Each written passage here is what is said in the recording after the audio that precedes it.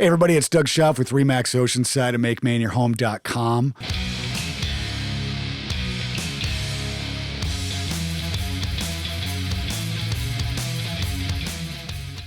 In this week's episode of the Make Maine Your Home podcast, I'm coming over and I'm seeing Tanner Campbell with Portland Pod. Portland Podcast? The Portland Pod. The Portland Pod. As you guys know, I do a podcast every week, and I do it audio and video. So Kelly Schauf, my brother, as you guys know, do all the video. He does all the video work, but who I don't talk about enough is Tanner. He takes the audio version of my podcast. I literally just throw him a WAV file, and he does his magic and puts it out there for all of you to listen to. So I'm over here chatting with Tanner Campbell today. So let's do this.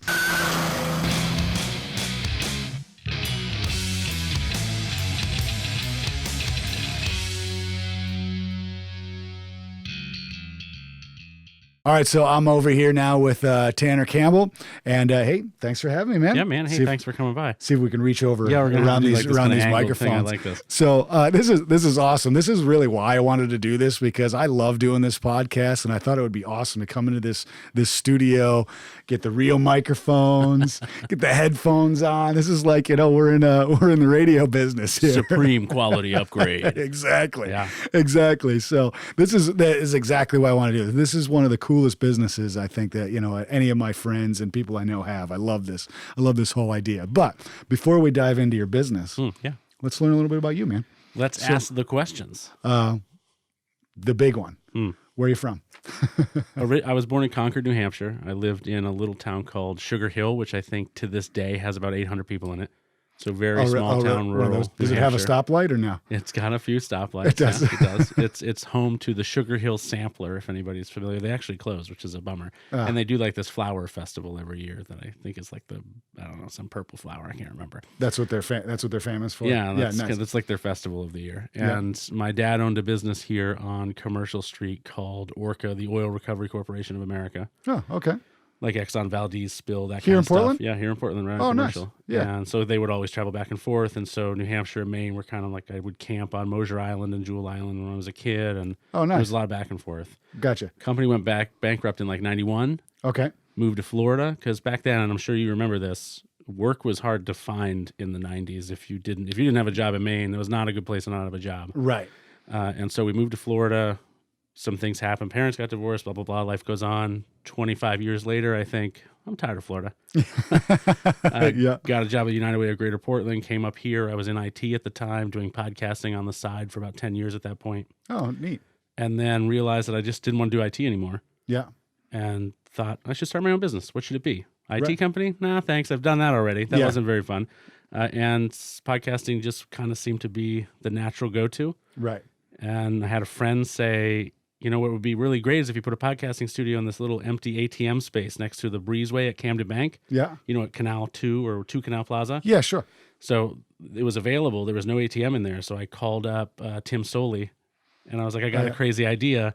And Tim goes, I like crazy ideas. What was the crazy idea? And I go, I want to put a podcasting studio in this little tiny 60 square foot space. Yeah. And he goes, all right, I'll give that to you for free for 8 months. Wow.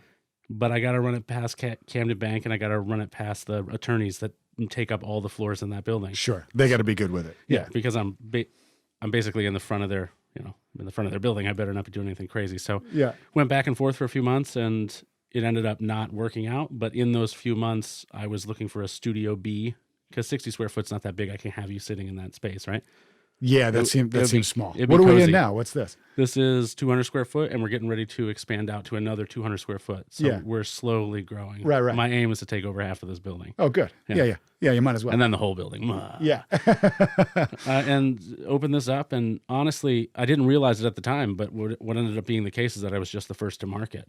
Mm-hmm. And everybody noticed, and then all of a sudden, clients started coming in. You came in. Right. I started growing faster than I really could handle, and then just kind of found a way to manage it. And now here I am. This is what I do full time. That's awesome. Yeah, we'll talk a lot. We'll talk a lot about your business because I think it's one of the coolest businesses going. I mean, it's just so much fun. Thank you, man. I appreciate that. But anyway, let's talk a little bit more about your life growing up and all that kind of stuff. So, Concord, came over here to Portland a bunch. You never lived here in Portland, though, right? No, never did. I'm not an official Mainer. You're not. Right. Everyone will let me know. That's okay. I'm not either. Yeah, even though I've been here for like almost 30 years. Doesn't count. Yeah, it doesn't count. So, what was it like though? Like, how old were you when you went down to Florida? I had my 10th birthday in Florida, so I must have been 8 or 9 when we moved. Okay. Yeah, so sure. young. Yeah, right. Yeah, so 2nd, 3rd grade, somewhere around there. I think I transitioned into the 3rd grade when I stepped down there. And I remember that the school systems were not at the same pace. Oh. So when I got here, I think I was behind. Oh, interesting. And so I had to do a couple months of like remedial courses to get up to speed. Yeah. And then the transition was pretty good after that. Pretty good there. Yeah, but I never liked Florida. Like, everybody up here, they'll complain about the winter, or a lot of Mainers will complain about the winter, and they'll say, if you can't stand the winter, you don't deserve the summers. You've ever heard right. that? Oh, yeah, absolutely. And I was one of those people that just never was able to adjust to the extreme humidity in Florida. I could not do it in combination with the heat. Right. Hated it from day one. Yeah. Moved down there, was like a healthy boy, liked to go outside, climb trees, get sap in my hair. I was definitely one of those kids. And then can't do that a lot. I just could not be that kid anymore. So as far as my quality of life, for me, like, I felt like it wasn't very good quality of life. Of course, we always had food on the table. My dad had a job and things were fine, but I never liked it. Right. And so I was always looking for a way to get out. And when I was 27, 28, I took a job in Denver, Colorado. Oh, neat. And that was the year that they legalized marijuana. Oh, good. And so my rent went from like $1,400 a month to like $2,700 a month. Oh my goodness. And we had to move back to Florida. Right. Okay. So I would have been a Coloradian. Right. But now I'm a Mainer. Now I'm a fake Mainer. Yeah. What made you pick Portland though? Was it You're like gonna laugh at this. Okay. So I love New England. Yeah. I've always wanted to come back to New England. I've got one of those fantasies. I don't know if any other people out there have the fantasy of buying their childhood home back. Yeah. I've always wanted to do that in New Hampshire, but I've always at least wanted to come back to New England. Yeah, sure. And I pitched that to my girlfriend, Brittany, who is a native Floridian. She has no interest in coming to New England, right? Right. But when we went to Colorado, one of the things she really liked about it was that they were old cities. They were older than Florida because Florida is so new in so many regards. A lot of it looks the same. Yeah, right. Yeah, very cookie exactly. cutter. Here in Denver, there were brick buildings and big mountains, and she really, really liked it. And I said, I think you'd like New England if you went. You just don't know what to expect, and so the uncertainty makes you think you're not going to like it. Right.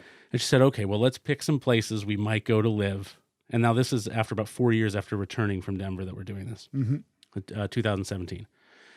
And we make a list of Portland, Denver, Boston, and that's already quite a list. San Francisco, which was almost out immediately because of the price, right? Right. And we knew that going into it, but we wanted to put it there. Yeah, if Denver is expensive, San Fran is. And it was one other place that I can't remember what the name of it was, or even what state it was in. But we came up with 10 metrics: walkability, restaurants, nightlife, like the things that were important to us. Yeah. Well, all those things so far is like that. Portland's top of the list. Yeah. So we did a 1 through 10. Yeah. And we would grade them 1 through 10 on a half-point scale, so you could have a full number or a number and a half. Isn't that cool? And then when we added it together and averaged it, Maine won by like half. Really? Like half a point. Oh, that's so fun. And so we came to Portland because Maine was because of that half a point. Because of that half a point. Otherwise, we would have been in. I think otherwise we would have been in Boston. Otherwise, we would have been in Colorado. That was the order. Isn't that something? That something? Do you still have that? I think we of that probably work? still have that spreadsheet somewhere. That'd be hilarious. If we do, I'll get it to you. I'd love to see link it. Yeah. I'd love to see it. That'd be cool in the show notes. Yeah. I'll look for it. Fun. I'm sure we have it because in Google Drive, I must still have it. Yeah. You might have to do some searches and stuff. But yeah, no, that would be really funny if you did.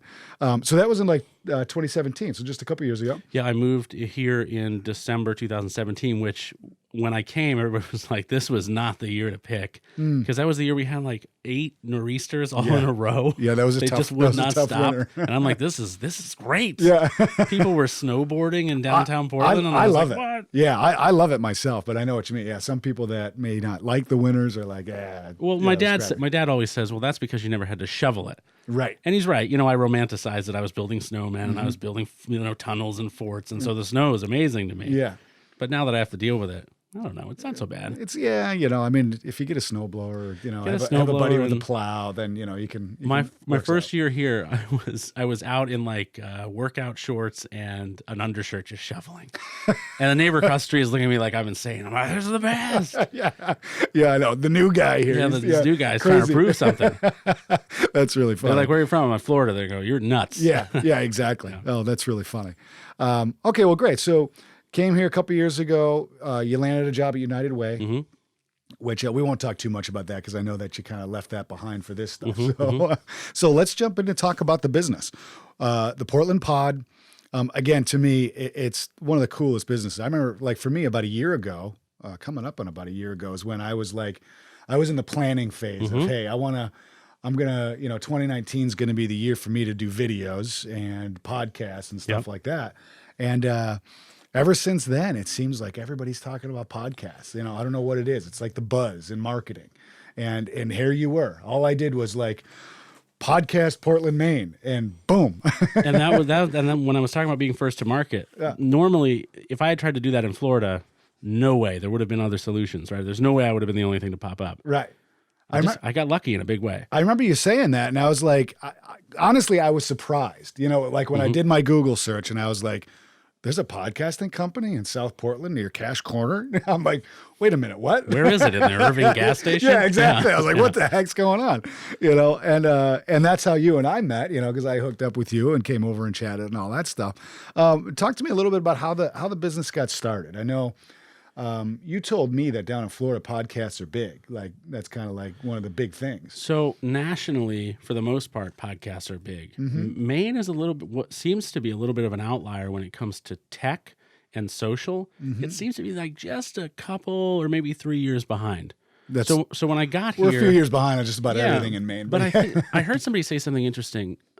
It was pretty recently. I wish I could remember who said it. I think one of our clients is Marshall Communications. So she interviews a lot of like CEOs from different businesses. Oh, nice. Yeah. And someone was talking about tourism or something in Maine. I'm sure it was one of her interviewees. And they were talking about how Maine has this really unique feature where it is not a place that people go through to get somewhere else. It's only where someone ends. Right.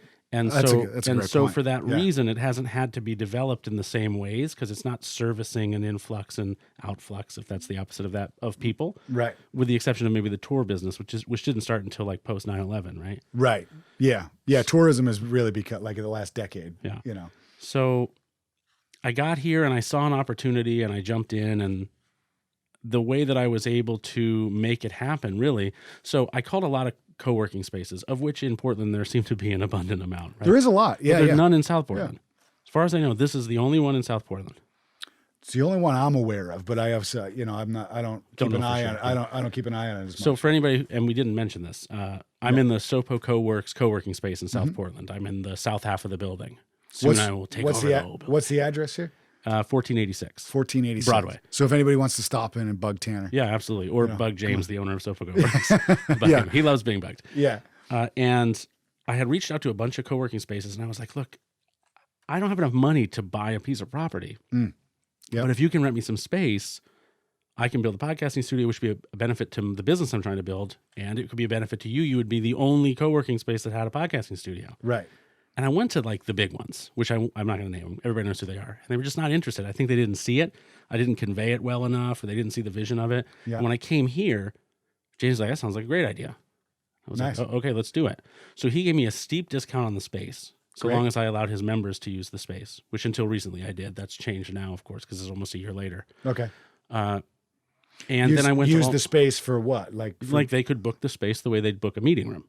Oh, so if they wanted to create a podcast in here, like a few times a month, they could book the space, and if it was available, I'd let them in and I'd let them use the equipment, and that was the deal. Oh, great! Oh, okay, excellent. What a deal. Yeah, I thought so. Yeah, nice. He thought so too. Thankfully, yeah, good.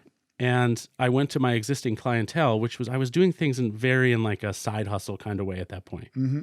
So I had 6 clients, I think, and I approached all 6 of them, and I said, "I'll tell you what, I'll give you 50% off an entire year if you pay the whole year up front." Okay. Now, I was already not charging what I'm charging now because I was just doing it as a side hustle. And so it was a very steep discount. Yeah. And 4 of those 6 people, or 3 of those 6, or something like that, jumped on. And all of a sudden, I had like $15,000-ish to put into this place. Right. Built it out, bought the equipment I needed, and it became something more like what it looks like today. And then when I started to grow it marketing wise, I took a loan out from a friend of mine, and I say this a lot. I feel like I could not have done what I've done here in any other state. That's it. Obviously, I don't know other states, and how they are with podcasts and stuff, but I could see that, There's something very unique about that. I've also heard somebody say that while Portland only has I think 65,000 people in it, right, that it operates like a city that has 1 million people in it. It does. And that economically, that is very bizarre. Right. Because, the summertime, we go way up, I think, over 120,000 or something like that, with summer, people that just come here for that time period. But yeah. I would agree with you. Well, especially just from, like you said, with the tech, how we are with technology and everything. But podcasting now, all of a sudden, just seems like people are talking about it. It's because business is getting it. Right. And business is getting it because larger entities like Spotify are getting it. Yeah. And now business is like, oh, do we need to pay attention to this? Like they did with blogging, or like they did with YouTube videos. Right. Yikes, I think we need to be paying attention to this. Right. And now these businesses, some of the ones that we work with, Marshall Communications, we're doing some demo work for Memic right now. We're hoping to bring them on. Some other big names here in Maine that are working with us that we're hoping to bring on pretty soon. Right. And who are they going to turn to? There's literally no other solution in Maine other than right here. And Maine is so, we want to work with people here. They're of that mentality, Mainers for Mainers. Right. That, I'm the obvious choice. And that was not like, I didn't have some fantastic strategy. I didn't know that going into it, but I've been the beneficiary of that feature of this state. Right. Which has been great. Yeah. Perfect. Thank you. Yeah. Thank you to everybody. So I guess that's a pretty good segue to say, let's talk about like the services that you, provide and all that. Cause, I of course only know what you do for me. And, I went into 2019 thinking, oddly enough, I was like, hey, I want to do a podcast, but I knew I also had to do video because that's a big thing in real estate. I got to get my face out in front of people and stuff. But I was more excited about the podcast, Because it's cool and neat, and video's been around for a while. Yeah. Podcasting is well, cool. yeah, we've been talking, exactly. We've been talking about video for 4 years now. And it's like, podcast sounds kind of fun. So I kind of combine the two, as you know, and, I do both, and I have you do the audio stuff. So I only know that, you take my things on a weekly or bi-weekly basis and make it happen. But what other kind of services do you provide? So if I imagine the whole process as like a sales funnel, because it is, right, to some extent, I have a lot of free content out there, right? I keep a blog that I write pretty regularly in, a lot of tips, good advice, so people can become familiar with who I am and how knowledgeable I am about what I do. Right.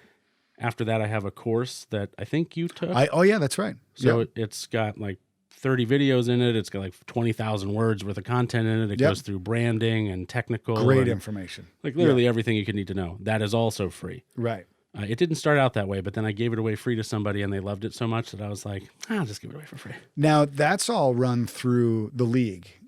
The League of Maine Podcasters. Okay. Yeah. I only said the league because I wasn't sure if you wanted to promote that. Or... No, yeah, I should. I feel like when people start talking to me and they unfurl these robes of things that I'm in. It's just like, how are you doing all these things exactly? Like, there's way too much going on here. So we have 300 students that take that course right now. 306 students in that course. That's great. Yeah. And that is a way that people can come to me, and they can't. Some people can't afford to hire me, but I still want to help them because I know that if I help them, that eventually they'll become successful on their own and they will be able to hire me. Right. So that's kind of like lead building in a way. I'm giving them value. I'm helping them grow. But that is not my target market because my monthly at this point, and this wasn't the case when you came on, that, is $1,225 for non-corporate and $3,150 for corporate. And that's one episode a week. Right. So that means that there's a market I can't serve. But I've got to do something for them because I want them to succeed. Right.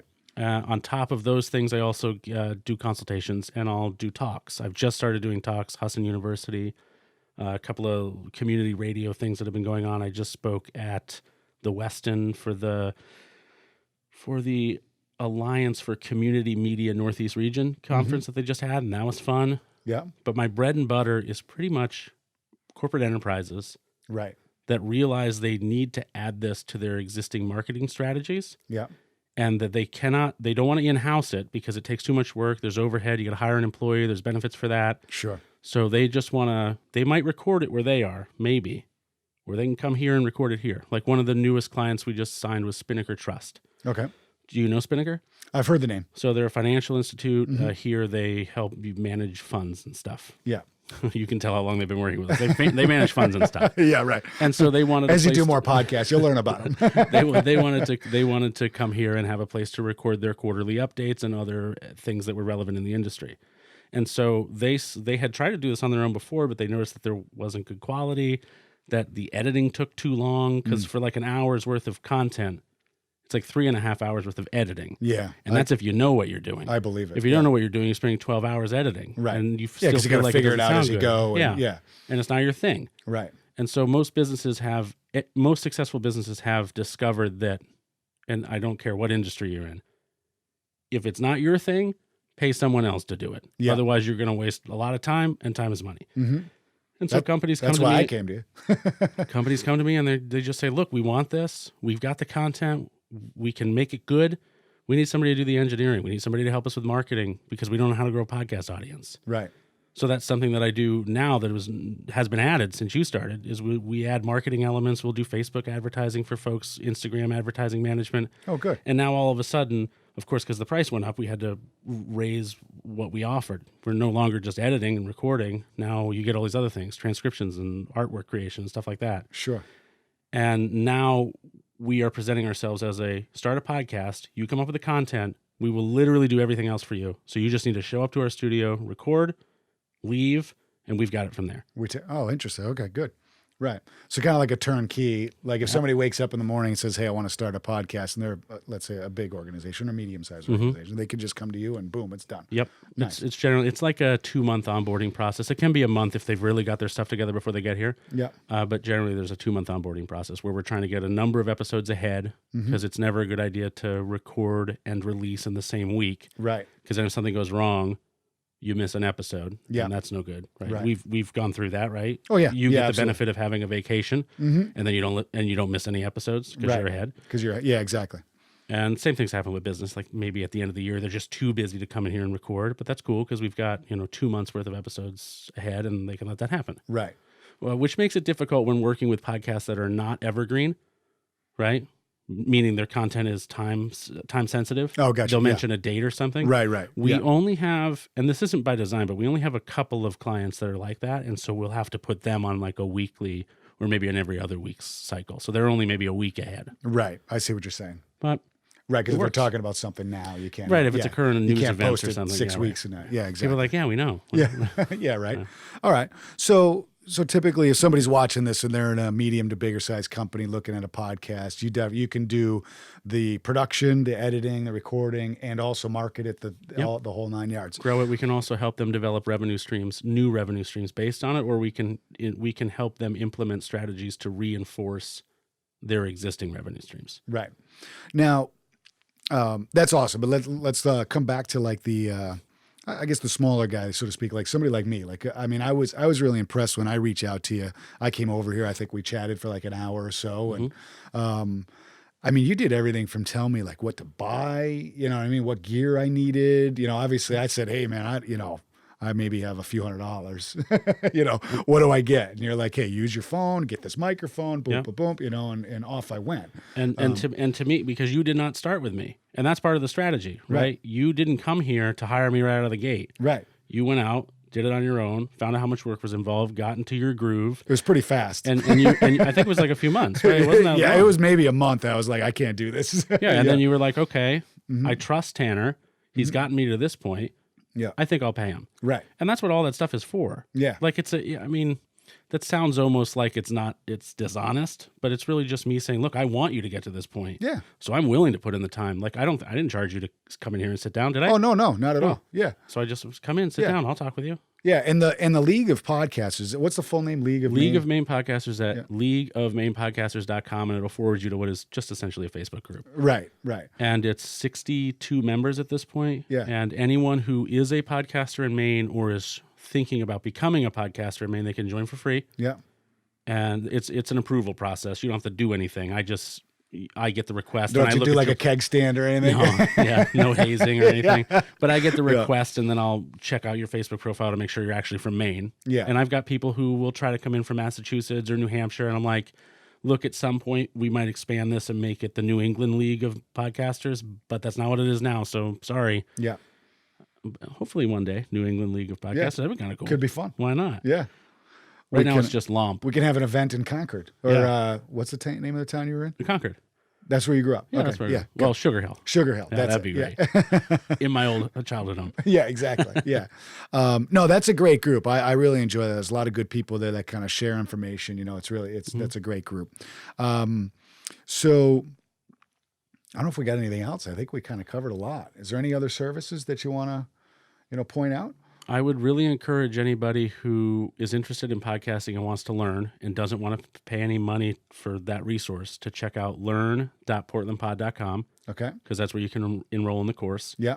The only thing you pay is your email address. I'm going to get your email address if you take the course. Mm-hmm. Right up front, I don't spam people. Right. And I'll probably send an email every 3 months. Yeah. And it will usually be, something like, hey, we've got this special going on. Or, hey, I've just updated the course with some new relevant information. Or, hey, here's a hot sheet of some things that have happened in the industry that maybe you should know about. Right. So they're never really marketing emails. I don't spam people. I hate spam. Not to mention that I am way too busy to write them now. Yeah, exactly. For sure. Yeah. And then if you want to join the League of Maine Podcasters, leagueofmainepodcasters.com. Mm-hmm. And if you want to subscribe to Doug Schoaf's amazing show, Make Maine Your Home. There you go. Then you need to do that right now. See, now I got to pay him for it. Yeah. So now, and of course, if somebody is interested in chatting with you about hiring you, what's your website, your phone number, all that kind of stuff?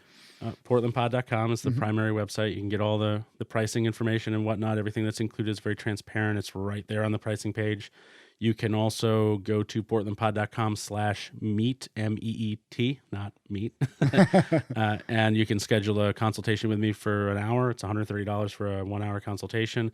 If you're looking for something that's just a real quick chat to determine whether or not we would be a good fit, you can go to portlandpod.com/15MIN, as in 15 minutes. Oh, okay. And you can schedule a free 15-minute discovery call. I only allow a certain number of those a week. Mm-hmm. Otherwise, I would just have a nonstop barrage of 15-minute interviews with people. All day long. And I'm trying to think, is there anything else I want to make sure that I say? Right.